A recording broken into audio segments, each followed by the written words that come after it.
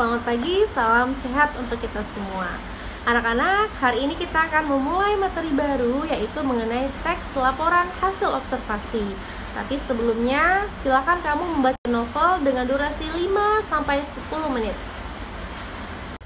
Anak-anak, hari ini kita memasuki materi baru, yaitu mengenai teks laporan hasil observasi. Nah, silakan disimak baik-baik ya.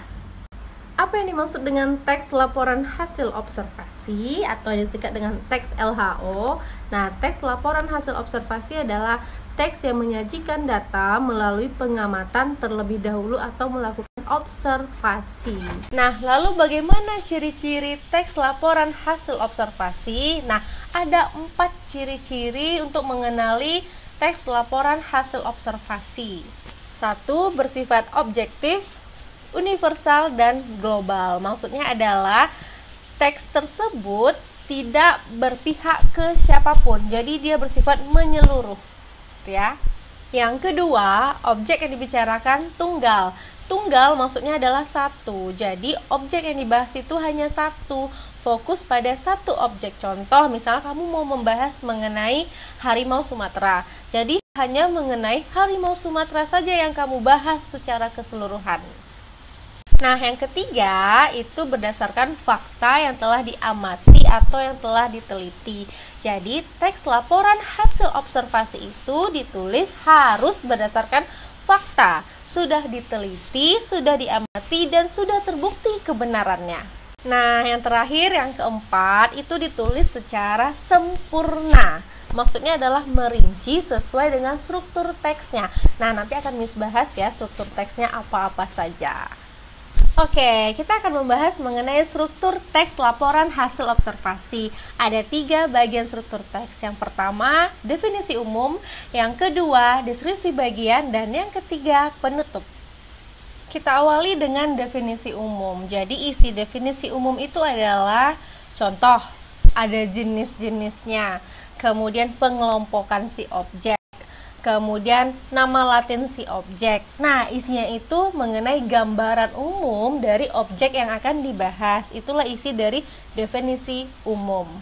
Nah, lalu yang kedua adalah deskripsi bagian. Apa saja isinya? Sudah pasti mendeskripsikan secara rinci bagian-bagian dari si objek yang dibahas. Contohnya misalnya kalau mengenai si hewan, anggaplah hewan buas.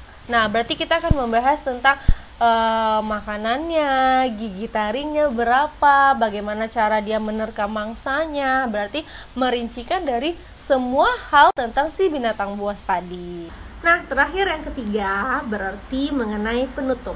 Nah, bagian struktur teks penutup ini sudah pasti menyimpulkan secara keseluruhan dari yang dibahas pada definisi umum dan deskripsi bagian tadi. Gitu ya. Nah, anak-anak, Miss akan bacakan teks laporan hasil observasi. Dengarkan ya. Judulnya adalah Harimau Sumatera Terancam Punah. 1. Pernyataan umum atau definisi umum. Harimau Sumatera atau dalam bahasa Latin adalah Panthera tigris sumatrae merupakan subspesies harimau yang habitat aslinya berasal dari Pulau Sumatera.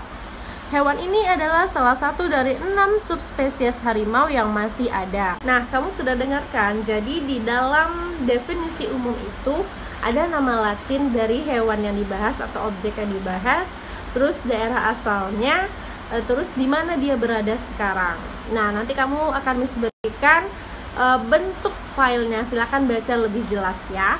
Nah, untuk struktur teks yang kedua, yaitu deskripsi bagian, ini membahas mengenai rincian dari anggota tubuh si objek tadi.